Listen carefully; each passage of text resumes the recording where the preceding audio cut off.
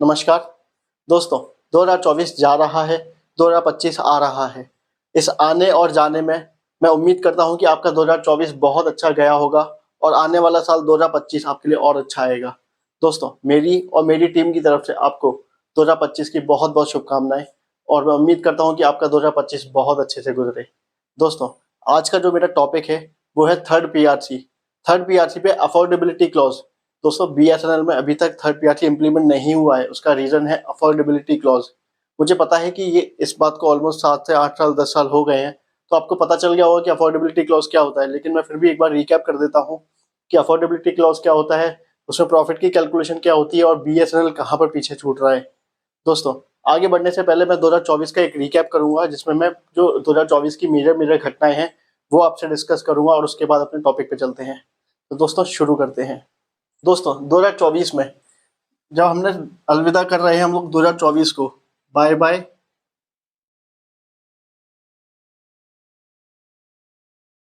Bye bye 2024। तो 2024 में हमने सबसे पहले घटना क्या देखी दोस्तों? जनवरी के पहले स्टार्टिंग में ही, जनवरी की शुरुआत में हमने वो दृश्य देखा अयोध्या मंदिर का। अयोध्या मंदिर जिसकी डिमांड बहुत टाइम से चल रही थी, रामलला का मंदिर बनाने की। तो वो जो जो डिमांड थी वो पूरी हुई जनवरी 2024 में। 2024 की जनवरी हमारे लिए बहुत शुभ दिन लेकर आई, जिसमें राम मंदिर की स्थापना हुई। उसके बाद दोस्तों जून 2024, यानी कि जनवरी के बाद जून 2024 में हमने देखा कि इंडिया ने वर्ल्ड टी20 चैंपियनशिप जीती। इंडिया ने टी20 वर्ल्ड कप जीता, जिसके बाद रोहित शर्मा और विराट कोहली, भारत के जो दो दिग्गज थे, उन्होंने रिटायरमेंट ले लिया टी20 क्रिकेट से। दोस्तों, इसके बाद हमने पेरिस ओलंपिक देखा। पेरिस ओलंपिक में मनु भाकर ने 2 ब्रॉन्ज जीत के भारत का नाम रोशन किया पेरिस ओलंपिक में। इसके बाद हमने देखा जून 4 जून को 4 जून 2024 में जो लोकसभा के इलेक्शन हुए थे, तीसरा इलेक्शन, उसमें मोदी गवर्नमेंट वापस से इलेक्ट होकर आई। दोस्तों, 2024 की जुलाई में ही हमने देखी अनंत अंबानी की शादी, जिसके बाद सभी प्राइवेट कंपनी ने टैरिफ हाइक कर दिए, जियो समेत बाकी सभी कंपनी से टैरिफ हाइक कर दिए थे। जिसके बाद बीएसएनएल ने बाउंस बैक किया था। बीएसएनएल ने बाउंस बैक किया था और सभी उपभोक्ताओं को मदद की थी कि प्राइवेट कंपनी जो है टैरिफ हाइक कम करें। बीएसएनएल ना होता तो टैरिफ हाइक कम नहीं होते। दोस्तों, इसके बाद बीएसएनएल 7 नए इनिशिएटिव भी लेकर आया। 7 इनिशिएटिव्स जैसे एटीएस मशीन हो गई, डी2डी डायरेक्ट टेक्नोलॉजी हो गई, आईएफटीवी का कॉन्सेप्ट हो गया, एंटी स्पैम टेक्नोलॉजी हो गई, वाईफाई रोमिंग हो गई। 7 नए इनिशिएटिव्स लेकर आया। तो यानी कि बीएसएनएल की, मैं बोल सकता हूँ कि एक पॉजिटिव एस्पेक्ट लेकर आया बीएसएनएल। दोस्तों, इसके बाद अक्टूबर अक्टूबर भारत के इतिहास का एक बहुत दुखद दिन रहा। अक्टूबर महीना 2024, जिसमें हमारे प्रिय, मेरे, आपके और हम सबके प्रिय रतन टाटा जी नहीं रहे। दोस्तों, ये एक दुखद घटना थी। रतन टाटा जी भारत के बहुमूल्य रतन थे। मैं कह रहा हूँ भारत रत्न से भी ऊपर बहुमूल्य रतन। रतन टाटा, अटल बिहारी वाजपेयी, एपीजे अब्दुल कलाम, ये 3 या 4 नाम ऐसे हैं जो बहुमूल्य रतन है। शायद भारत रत्न भी इनके सामने छोटा है। दोस्तों, आगे बढ़ते हैं। इसके बाद आया दिसंबर 2024, जो अभी करंट मंथ चल रहा है। दिसंबर 2024 में शुरू में हमने देखा कि डी गुकेश, चेन्नई का एक लड़का डी गुकेश, वो वर्ल्ड चैंपियनशिप जीत के आता है, भारत का नाम रोशन करता है। उसके बाद हमने देखा अभी हाल में ही डॉक्टर मनमोहन सिंह, दोस्तों भारत के सबसे अच्छे प्रधानमंत्री और one of the favourite finance minister Shri doctor Manmohan Singh ji का निधन हाल में ही होके चुका है। दिसंबर 2024 जाते जाते हमें एक और दुखद घटना दे गया, मनमोहन सिंह जी का निधन।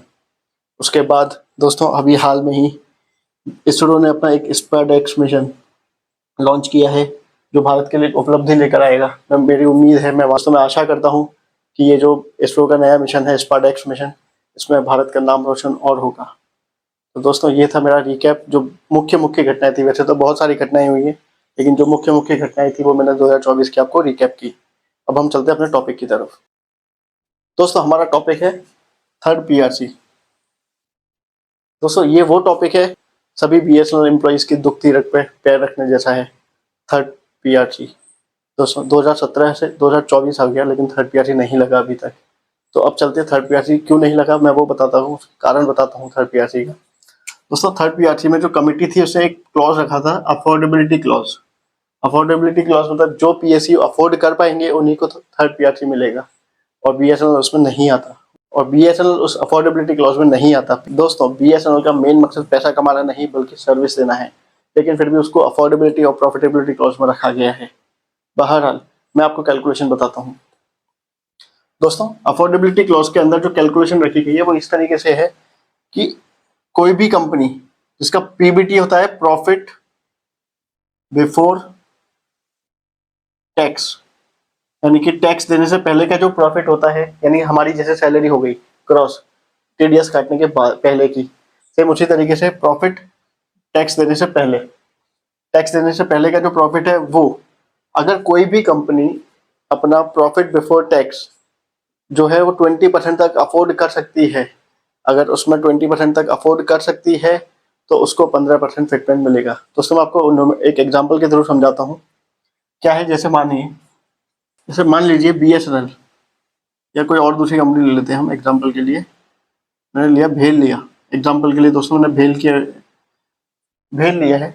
भेल ना मान लीजिए अगर 2023-24 में 2024 में सपोज अगर 5,000 करोड़ का प्रॉफिट निकाला है, अब पीबीटी प्रॉफिट बिफोर टैक्स जो है 5,000 करोड़ का निकाला है, तो वो अगर 20% तक, इसका 20% हुआ 1,000 करोड़।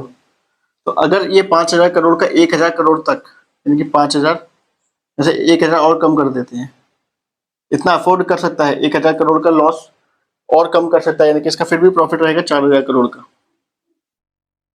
तो कहने का मतलब यह है कि अगर कोई भी कंपनी ऐसी है जिसका प्रॉफिट बिफोर टैक्स जो है वो 20% एडजस्ट कर सकता है, तो उसको फिटमेंट मिलेगा 15% का, 15% का फिटमेंट मिल सकता है।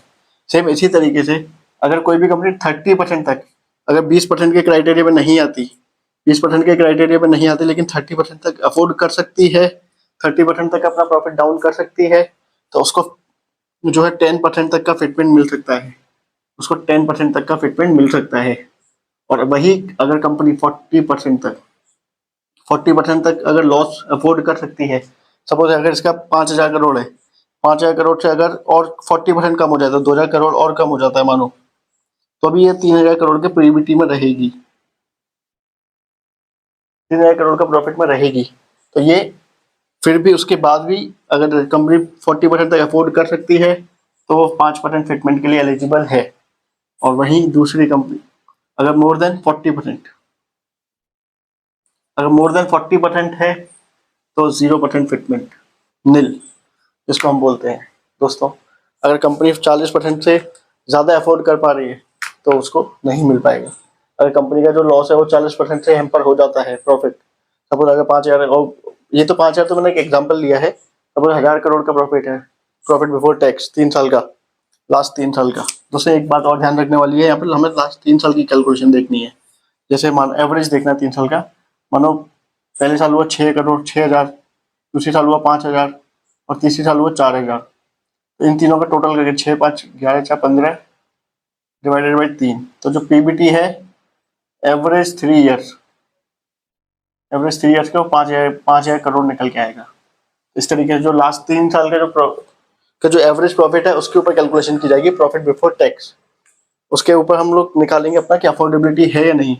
उसकी अगर 40% तक है, अगर 40% से ज़्यादा है तो उसमें फिटमेंट होगा 0% का। दोस्तों बीएसएनएल अभी इसी पॉइंट पर टिका हुआ है। एक्चुअली बात क्या है, बीएसएनएल लास्ट कुछ दिनों से, कुछ 3 सालों से एबिटा प्रॉफिट आ रहा है, एबिटा का प्रॉफिट ले रहा है, लेकिन वो जो है 0% फिटमेंट की बात कर रहा है और 5% की। ये 2 क्लॉज है जिसमें बीएसएनएल रुका हुआ है अभी, क्योंकि बीएसएनएल का मानना ये है कि वो 30 से 40% तक का अफोर्ड कर सकता है, इसलिए अफोर्डेबिलिटी क्लॉज में 5% तक का उसको काउंट किया जाए। दोस्तों अब मैं आपको बताता हूँ कैलकुलेशन कैसे निकलता है, ये पीबीटी प्रॉफिट बिफोर टैक्स कैसे निकाला जाता है, तो ध्यान से देखिएगा। दोस्तों प्रॉफिट बिफोर टैक्स जो हम होता है, जो सेल्स होती है या रेवेन्यू, बीएसएनएल में सेल तो कुछ होती नहीं लेकिन रेवेन्यू होता है, रेवेन्यू फ्रॉम ऑपरेशन, इसको हम बोलते हैं अपने सिम बेच के या जो भी हमारे जो लैंड कनेक्शन एफटीटीएच कनेक्शन है, उससे जो हमारा रेवेन्यू आता है, प्लस रेंट जो रेंटल इनकम है, प्लस अदर इनकम जो भी आता है, उस पूरी जो रेवेन्यू है उसको काउंट करेंगे। उसके ऊपर जो हमारा इलेक्ट्रिसिटी का खर्चा होता है, जो सैलरी का खर्चा होता है, जो मार्केटिंग का खर्चा होता है या इसके अलावा जो भी खर्चे होते हैं, इसके अलावा जो भी खर्चे होते हैं वो सब हम माइनस करेंगे। उसके बाद निकलता है हमारा एबिटा। ये होता है हमारा earning before interest tax depreciation amortisation. दोस्तों एबिटा की फुल फॉर्म मैं बता देता हूँ।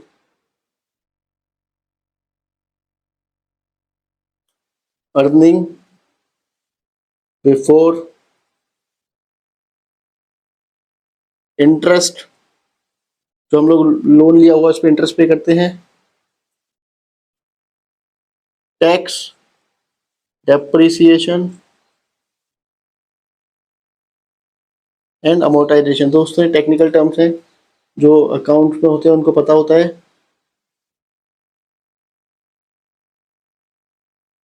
अमोर्टाइजेशन, ठीक है दोस्तों। इंटरेस्ट आप हमें भी पता है कि हम जो बॉन्ड पे या जो भी लोन लिया हुआ है हमने उस पर इंटरेस्ट पे करते हैं, वो टैक्स हम लोग जो पे करेंगे वो डेप्रिसिएशन, जो भी हमारी एसेट है उसमें जितनी भी वैल्यू उसकी गिरती है उसको डेप्रिसिएशन बोला जाता है। तो वो सब करने के बाद जो निकल के आता है उससे, यानी कि अर्निंग बिफोर, इन सबसे पहले इंटरेस्ट टैक्स डेप्रिसिएशन और अमोर्टाइजेशन से पहले जो फिगर निकल के आती है उसे एबिटा बोला जाता है।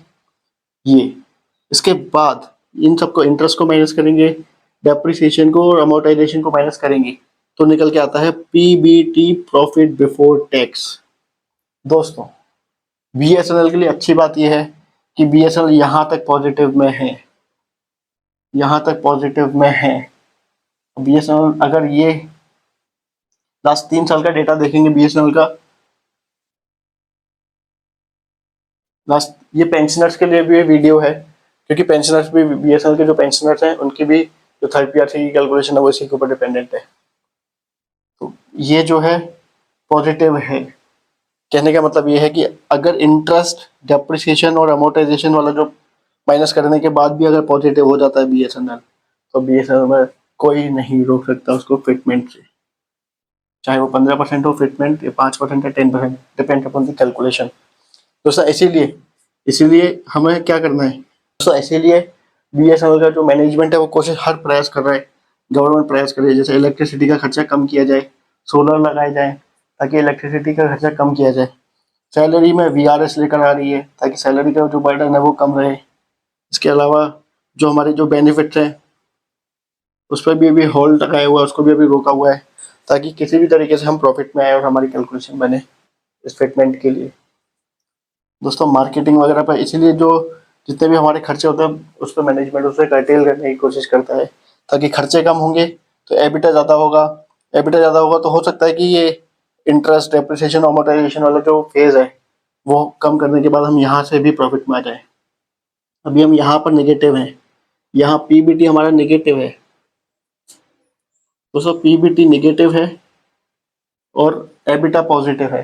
दोस्तों जो एबिटा से पीबीटी तक का सफर है, यानी कि earning before interest tax amortisation depreciation से प्रॉफिट बिफोर टैक्स तक का जो सफर है वो हमें प्लस में लेकर आना है, और वही बात बिगड़ी हुई है क्योंकि एबिटा हमारा पिछले 3 साल का प्रॉफिट है।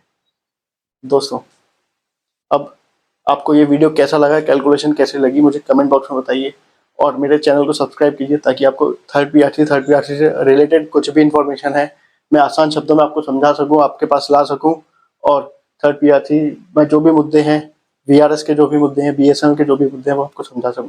दोस्तों चैनल को सब्सक्राइब कीजिए। धन्यवाद।